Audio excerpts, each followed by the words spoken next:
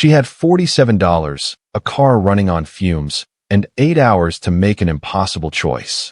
When 19-year-old Nia found a dying woman outside one of New York's wealthiest estates, she could have driven away. She should have driven away, because in that neighborhood, a homeless black woman helping a confused elderly white woman? That story rarely ends well. But Nia didn't leave. She gave up her only winter coat. She burned through her last tank of gas, trying to generate heat. And when that ran out, she held a complete stranger through the coldest night of the year, both of them slowly freezing to death. By morning, they were barely alive. And then the woman's son came home, a billionaire who'd been gone for 3 days, closing deals while his mother wandered into the night. What he found would change everything. What the security footage revealed. Even he wasn't prepared for that. This is the true story of one brutal January night. 2 women from impossible different worlds, and the moment that proved everything we think we know about who deserves help might be completely backwards. Stay with me. By the end, you'll never look at kindness the same way again. Welcome to Jossey Stories. Hit that subscribe button and drop a comment. Where are you watching from? And have you ever helped someone even when it cost you everything? Let me know. Now let me paint you a picture. New York City. January. The kind of cold that makes you question your life choices. The kind of night where the wealthy disappear behind stone walls and heated driveways, and everyone else just tries to survive until sunrise.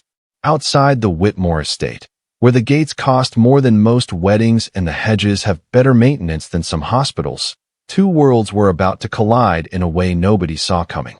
One woman was invisible to the world. The other was invisible to her own family. And before the sun rose, both of their lives would be saved by something money can't buy. Let's go back to where it all started. 7:42 p.m. 3 months ago, Nia Rochelle Carter had a bed, a paycheck, and a future that felt possible. Now, she has a 2009 Honda Civic with a crack in the windshield and a trunk that doubles as her entire closet. She's 19 years old. She's a certified nursing assistant. And she's homeless. Here's how that happened. Nia worked as a live-in caregiver for an elderly woman in Manhattan. Good pay, room included, everything she needed to build a life. The woman's son, Richard Chun, hedge fund manager, luxury car collection, the works, decided live-in meant something it absolutely did not. One rejected advance later, Nia was fired for unprofessional conduct. No witnesses, no HR department, no recourse. And because she'd been living in employer-provided housing, she was also instantly homeless. Fire the help, evict them in the same breath. Efficient, right? Now Nia's daily routine looks like this. Wake up at 6 a.m. in a Walmart parking lot before security makes their rounds. Drive to Planet Fitness, $10 monthly membership, worth every penny for the showers. Spend afternoons at the public library, pretending to job hunt on their computers while actually just trying to stay warm, and charge her dead phone that she can't afford service for anyway. Her entire life fits in 2 garbage bags. 2 changes of clothes. Her grandmother's cross necklace, the only thing she has left of the woman who raised her. And a folder of nursing certifications that feel more like cruel jokes than credentials. The irony isn't lost on her. She's professionally trained to care for vulnerable people, but she can't even keep herself off the streets.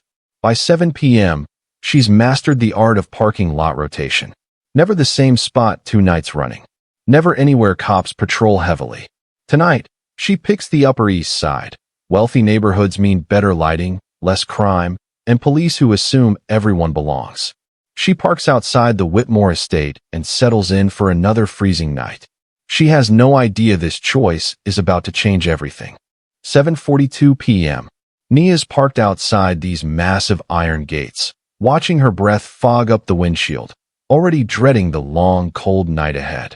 Then she sees her, an elderly white woman, barefoot, wearing nothing but a thin nightgown, touching the gates like she's never seen them before, crying softly and calling out for someone named Thomas.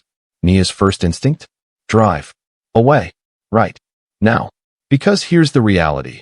A homeless black woman approaching a confused white woman in a neighborhood where the mailboxes probably cost 5 figures? That's how you end up in handcuffs. Best case, she gets arrested. Worst case, we don't talk about worst case. But Nia's second thought, The one that's going to either ruin her life or save it is professional. She recognizes those signs immediately. The vacant eyes, the repetitive movements touching the fence, the complete disorientation. Dementia. The woman's feet are turning blue against the frozen pavement. She keeps saying, "Thomas? Where are you? I made your favorite for dinner. It's 1968. You should be home by now." 1968. Time-traveling confusion. Nia's seen this before in her caregiving work. She checks her mirrors. No one's watching. She could leave right now. Save herself. It would be the smart choice. Instead, she opens her car door. "Ma'am, are you okay? Let's get you somewhere warm."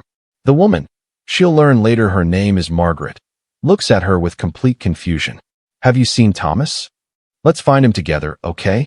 But first, let's get you out of the cold." Nia wraps Margaret in her only winter coat. The one she bought at Goodwill 3 years ago when having a coat was a problem she could actually solve. She guides Margaret toward the pool house, which is unlocked because apparently when you have gates that expensive, you don't worry about the small stuff. She spots an emergency call box and tries it. Requires a security code. Of course it does. The gates are 10 feet tall. No way she's climbing those while supporting a confused elderly woman who thinks Lyndon B. Johnson is still president. So here's where they are. Margaret's family has everything. Mansion, staff, security system, probably a panic room somewhere. But somehow, nobody noticed she left. And Nia has nothing. Except 2 car blankets, a protein bar, and a choice that's already been made. 9:15 p.m. The pool house offers basically zero insulation, but at least it blocks the wind. Small victories. Nia realizes pretty quickly that silence is dangerous. People with dementia need stimulation, need to stay engaged, or they fade. So she talks. She tells Margaret about her grandmother, the woman who raised her after her parents died in a car accident when she was 6. Graham loved Billie Holiday. Used to play God Bless the Child on repeat while she cooked Sunday dinner. Drove me absolutely crazy as a kid. But now, Nia's voice catches. I'd give anything to hear it one more time. Margaret's eyes focus. She's here, in the present, for a brief moment. My Thomas loved jazz. Said it was the sound of people refusing to give up, even when the world tells them they should. What was Thomas like? Kind. Sometimes too kind for this world. Margaret smiles, and for a second she's completely lucid. I married him when I was 19. Everyone said I was too young, that we'd never make it. We had 43 years together before his heart gave out. They talk for what feels like hours. Margaret, in her clearer moments, reveals she was a schoolteacher in Georgia during integration in the 1960s. I had death threats, Margaret says quietly, for teaching black children and white children in the same classroom. Can you imagine that? They threatened to kill me for teaching children to read. Nia can imagine. She's living in a different version of that world right now. You remind me of who I wanted to be when I was your age, Margaret says suddenly, reaching for Nia's hand. Brave enough to do what's right even when it's hard. Ma'am, I'm terrified right now.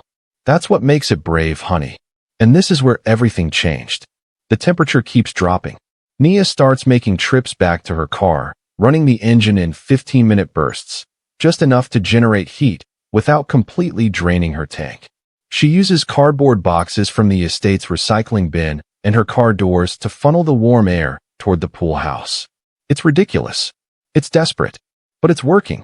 At 11:30 p.m., she gives Margaret her last protein bar and her only water bottle. Margaret tries to refuse. Please, Nia says quietly. Let me do this one thing right today. Margaret takes the food with tears in her eyes. Thank you, sweetheart. What's your name? Nia. Nia Carter. Well, Nia Carter, you have a beautiful soul. Nia wishes that paid rent. 12:30 a.m. Everything gets worse. Margaret's confusion deepens like a fog rolling in. She keeps trying to stand up, insisting she needs to make Thomas his breakfast. It doesn't matter that it's the middle of the night. Doesn't matter that Thomas has been dead for 6 years. In Margaret's mind, it's morning and her husband is waiting. Nia has to physically hold her down. Gently, but firmly. Because if Margaret wanders outside into that cold, she dies. It's that simple. I know you want to help him, Nia whispers through chattering teeth. But Thomas would want you to stay warm, okay? He'd want you safe. This logic works for maybe 10 minutes at a time before the cycle starts again. Nia's own body is betraying her now. The shivering has escalated from uncomfortable to violent. Her thoughts are getting fuzzy at the edges, slowing down like a computer running out of battery. She recognizes these symptoms from her medical training. Hypothermia, stage 2, maybe edging into stage 3. She studied this in her certification courses. She just never imagined she'd be experiencing it. 3:14 a.m. Her car engine sputters once, twice, and dies. Out of gas. No more heat source. No more options. The math she'd been trying to avoid finally catches up with her. Nia makes a decision that's either brilliant or insane. She's too cold to tell the difference anymore. She wedges her Honda under the pool house overhang to block as much wind as possible, then brings Margaret into the back seat. Every piece of fabric she owns gets layered over them. Both changes of clothes. Her gym towel. A beach towel she found in the pool house. They're a burrito of desperation and whatever material she could find. That's when Margaret starts singing. Her voice is soft but clear. His eye is on the sparrow, and I know he watches me. Nia's grandmother used to sing this exact hymn. The coincidence is so absurd it almost makes her laugh. Almost. She joins in, her voice cracking from cold and exhaustion. I sing because I'm happy. I sing because I'm free. Two women who should be strangers, from completely different worlds, harmonizing to stay alive in the back seat of a dying Honda Civic. If this were a movie, it would be poetic. In reality, it's just sad and cold and desperate. 4:47 a.m. Nia's vision starts tunneling, darkness creeping in from the edges. She knows what this means. She studied it. Stage 3 hypothermia. Maybe stage 4. This is how people die, not dramatically, just quietly fading away in the cold. She fumbles for her last working pen and flips over a crumpled gas station receipt. Her handwriting is barely legible, shaking so badly the words look drunk. Asterisk, her name is Margaret. She has dementia. I tried to keep her alive. I'm sorry I couldn't call for help. Tell her son she's brave. Nia Carter, asterisk. She tucks the note into Margaret's hand, wraps her arms around the elderly woman one more time, and lets the darkness finally take her. 6:23 a.m. Sebastian Alaric Whitmore's black Maybach glides through his estate gates like it owns the entire street. Which, to be fair, in this neighborhood it basically does. He's exhausted. 72 hours in London closing a commercial real estate deal that'll net him another $40 million. He's already mentally reviewing the contracts waiting in his office, already planning his next acquisition. His head of security, James, meets him at the front door. The man's face is completely white. Sir, your mother. Sebastian's entire world stops. His mother has advanced dementia. She hasn't left the estate grounds in 2 years. They have 3 overnight caregivers rotating shifts. 3 professional caregivers. How the hell could she possibly be missing? Where? It's the only word Sebastian can manage. James points toward the pool house. Sebastian runs. His $7,000 suit jacket flies open. His designer shoes slip on the frost-covered driveway. But he runs like he hasn't run since he was a kid racing his father. The pool house door is slightly open. Inside, wrapped in what looks like a threadbare coat that's seen better decades, is his mother. Next to her, a young black woman. Both completely motionless. Both covered in frost that makes them look like ghosts. M.O.M. Sebastian's screaming now, dropping to his knees. M.O.M.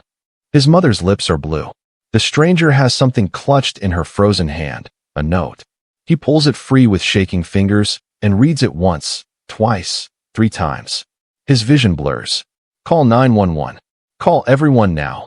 Paramedics arrive in 8 minutes that feel like 8 hours. While they work, checking vitals, starting IVs, wrapping both women in thermal blankets, James pulls up the security footage on his tablet with shaking hands. Sir, you need to see this. Sebastian watches, and with every passing second, his entire understanding of the world cracks open. 8 hours. This complete stranger spent 8 hours fighting to keep his mother alive, running to her beat-up car, running back with cardboard, the car engine turning on and off, trying to generate any heat at all. And then at 3:14 a.m., nothing. No more trips. Just two figures huddled together in a car, refusing to surrender to the cold. Sebastian Alaric Whitmore has brokered billion-dollar deals without his heart rate changing. He's fired hundreds of employees without losing a single night of sleep. He once told a business competitor, "It's just business," while systematically destroying their company and never thought twice about it. But right now, watching a homeless woman sacrifice literally everything she had for his mother while he was in a London five-star hotel comparing investment portfolios and ordering room service, he breaks. He sobs in his driveway like a child, and for the first time in his 36 years, he doesn't care who's watching. Nia wakes to beeping. Lots of medical equipment beeping. And warmth. Actual, genuine warmth that doesn't come from a car engine burning its last fumes. Her throat feels like sandpaper. Where? Mount Sinai Hospital, honey. A nurse with kind eyes adjusts her foreline. You've been unconscious for 11 hours. Severe hypothermia and malnutrition. Another hour and she doesn't finish that sentence. She doesn't need to. The memories flood back. The cold. Margaret. The singing. The old woman. Nia tries to sit up, panic rising. Is she alive? She's stable, recovering in another wing. Thanks to you. The relief is so overwhelming Nia almost passes out again. That's when the door opens. A man walks in, tall, expensive suit that probably costs more than Nia's car is worth, exhausted eyes with dark circles underneath. It takes her a second to place him from the photos Margaret showed her during their long night. The son. Sebastian. Nia's instinct is immediate terror. Rich white man walking into a hospital room where a homeless black woman is lying in bed? This ends badly. This ends with accusations, with police, with, "Thank you." His voice cracks like breaking glass. You saved her life when I failed to. Nia stares at him. This isn't the script she was expecting. The security footage showed everything. Sebastian's actually crying now, this billionaire real estate mogul with actual tears running down his face. 8 hours. You stayed with her for 8 hours. You gave her your coat, your food. You ran your car until it died, trying to keep her warm. You held her while you were both freezing to death. He sits down heavily in the chair like his legs won't support him anymore. I owe you more than I could ever repay. Nia finds her voice. I don't want your money. I just needed to know she was okay. Sebastian stares at her like she just spoke ancient Greek. Maybe to someone in his world, she has. Can I at least know your name? Nia. Nia Carter. What happens next surprises them both. Maybe it's the exhaustion. Maybe it's the hypothermia still affecting her brain. Maybe she's just tired of carrying the weight alone. But Nia tells him everything. Her job as a live-in caregiver. Richard Chun and his wandering hands. The firing disguised as unprofessional conduct. The instant homelessness because she'd been living in employer-provided housing. Her certifications that don't matter when you don't have an address for job applications. The 3 months living in her car. The library. The gym showers. The constant fear of police. All of it. Sebastian listens to everything. And with each detail, his expression shifts from shock to something that looks like shame. When she finishes, he's quiet for a long moment. Come work for us, he says finally. Be my mother's primary companion and care coordinator. Full salary, benefits, housing on the estate grounds. And if you want, he hesitates, I'll fund your education. Columbia has an excellent social work program. You could finish your degree. Nia's mistrust flares hot and immediate. She's heard promises before. Why? So you can feel better about yourself? So you can tell people at your fancy parties that you saved the poor black girl? Sebastian flinches like she's physically hit him. Good. Let him feel it. No, he says quietly. So my mother can have someone who actually gives a damn about her. And so you can have the chance you deserve, but never got. I don't trust easy. Wealthy people have given me plenty of reasons not to. I don't blame you for that. I wouldn't trust me either. He stands, places a business card on her bedside table. Think about it. Please. 30-day trial. If it doesn't work, you walk away with 3 months' salary, no strings attached. I'll put it in writing.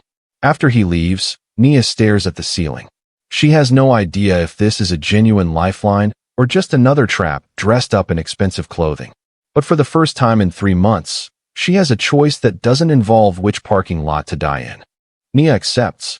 30-day trial. No strings. If it doesn't work, She walks with enough money to get an actual apartment and start over. Sebastian has his lawyers draft a contract that's almost insulting in how favorable it is to her. The guest cottage is beautiful in a way that makes Nia deeply uncomfortable. Heated floors, actual furniture, a kitchen with a refrigerator that has real food in it, not just condiment packets from fast food restaurants. A bed that's not a back seat. She spends the first night just sitting on that bed, fully dressed, waiting for someone to burst in and tell her it's all a mistake. The estate's other staff treat her like she's radioactive. Who is this homeless woman suddenly living here? They whisper when she walks past. Someone accidentally leaves her laundry outside in the rain. The head housekeeper gives her looks that could freeze water. But Margaret remembers her. And dementia is cruel this way. It gives you these brief windows where the person you knew is fully present, and then it snatches them away again. In those moments, Margaret asks for Nia, holds her hand, calls her my brave girl who stayed. Sebastian is absolutely terrible at caregiving. He treats his mother like she's a corporate project that needs managing. Medications at 8 a.m. sharp, never a minute late. Physical therapy Tuesday and Thursday on a rigid schedule. Cognitive exercises from some app a Stanford PhD designed that's supposed to slow decline. You know what she doesn't actually need? Nia finally snaps one afternoon after watching him try to force Margaret through a memory game while she's clearly upset and agitated. Another employee on a schedule. She needs her son. Sebastian looks like she's slapped him. I'm trying. Then try being a human being, not a CEO. Sit with her without an agenda. Ask about her day. Tell her about yours.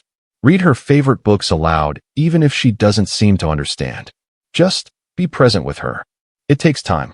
Sebastian is used to solving every problem with money and efficiency. But emotions don't respond to quarterly projections, and it frustrates him deeply. But slowly, painfully, awkwardly slowly, he learns. He starts having breakfast with Margaret, even though it means delaying his morning meetings. He reads to her from her favorite books, even when she drifts off or seems confused. He just sits with her in comfortable silence, not trying to fix anything. And this is where everything changed. Their relationship shifts into something neither of them expected. Nia challenges Sebastian constantly, calls him out when he's being ridiculous or treating people like transactions. Sebastian helps Nia with her Columbia application, tutors her in academic writing.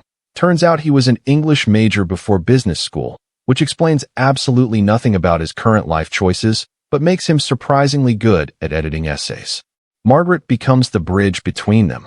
On one particularly lucid afternoon, she tells Sebastian while Nia's in the other room, "That girl has more grace in her pinky finger than you had in your entire 20s. Don't screw this up." But despite everything, despite the cottage, despite Margaret, despite Sebastian's genuine efforts, Nia still keeps an escape bag packed under her bed. Old habits die hard when you've learned the world can pull the floor out from under you without warning. 6 months later, and Nia Carter's life is almost unrecognizable. She's enrolled at Columbia part-time, actually pursuing that social work degree she thought was dead and buried. She manages not just Margaret's care, but a small team of caregivers Sebastian hired based entirely on Nia's recommendations.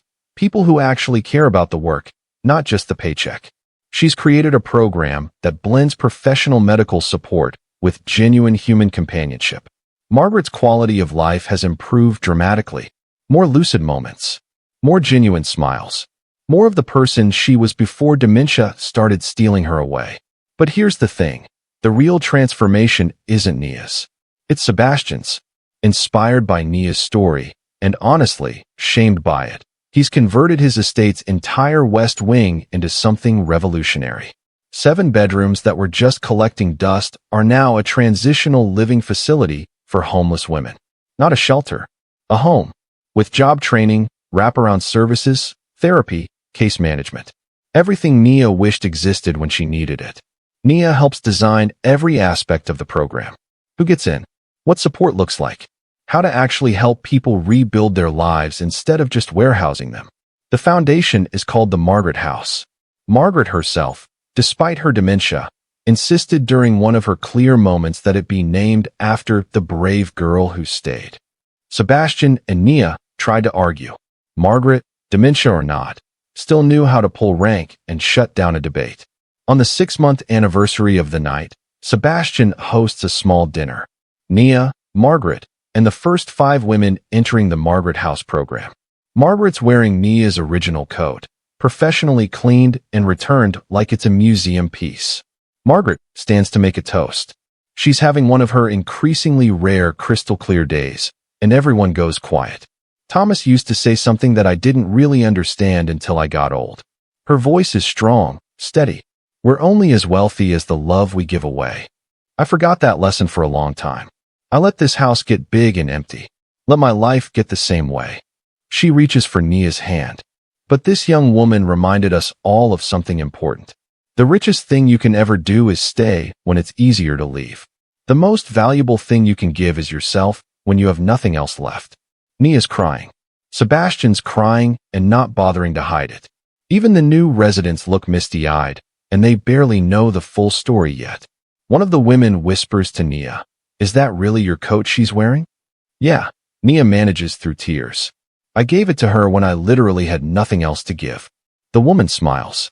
"And she gave you back a family." Nia realizes in that moment that it's completely true. This dysfunctional, unconventional, absolutely bizarre little family that formed in the crucible of that freezing night. It's real. It's hers. And she's not invisible anymore. 1 year later. January again. Full circle. Nia stands outside the Whitmore estate gates. But this time she's not sleeping in her car. This time she has keys. She's here for the anniversary celebration of the Margaret House, which has expanded to 2 locations and helped 47 women transition out of homelessness. 47 lives changed, started by a woman who had $47. Margaret has declined. Dementia progressed the way it always does, relentlessly, cruelly. But she's comfortable, surrounded by love in her final chapter. And that's more than most people get. Sebastian has transformed in ways Nia never expected. He cut his work hours in half, which nearly gave his board of directors a collective heart attack. But he spends his mornings with his mother now, reading to her, holding her hand, being present. His evenings are spent mentoring the Margaret House residents in financial literacy, teaching them the money skills he never thought to share before. Turns out billionaires can actually be useful when they decide to try. Nia's in her final year at Columbia, specializing in elder care and homelessness, because of course she is. She's been offered a prestigious position at a major nonprofit. Corner office. Great benefits. Everything she's supposed to want. But she's conflicted. She doesn't want to leave Margaret in her final days. Sebastian solves the dilemma in typical Sebastian fashion. Make the Margaret House your career. I'll fund your salary as executive director. You've already built something extraordinary. Now let's scale it properly. So that's exactly what she does. Later that afternoon, Nia gives a tour to a new resident, a 21-year-old woman who's been sleeping in her car for 2 months, who reminds Nia painfully of herself a year ago. The young woman stops at the entrance plaque, the Margaret House, founded in memory of those who were forgotten, in honor of those who stay. Below it hangs a photo that stops people every time. Nia and Margaret, the morning after their rescue, wrapped together in a silver emergency blanket. Both barely conscious. Both somehow smiling weakly at the camera. They look half dead. They look saved. 1 year ago, Nia tells the young woman gently, "I was you. I had $47 in my bank account and a choice that felt impossible. I chose to stay when everything in me screamed to leave. And somehow, that choice saved 2 lives, hers and mine." The young woman's voice is so small. What if I don't have anything to give? I barely have enough to keep myself alive. Nia smiles, and it's the smile of someone who's been exactly where this woman is standing. You have you. Your compassion. Your humanity. Your refusal to give up. Sometimes, that's not just enough. Sometimes, that's everything. Thank you for watching the story to the end. Don't forget to subscribe, and if you enjoyed this story, you will surely love the next one. It's as crazier and more intriguing than you can ever imagine. Have a lovely day.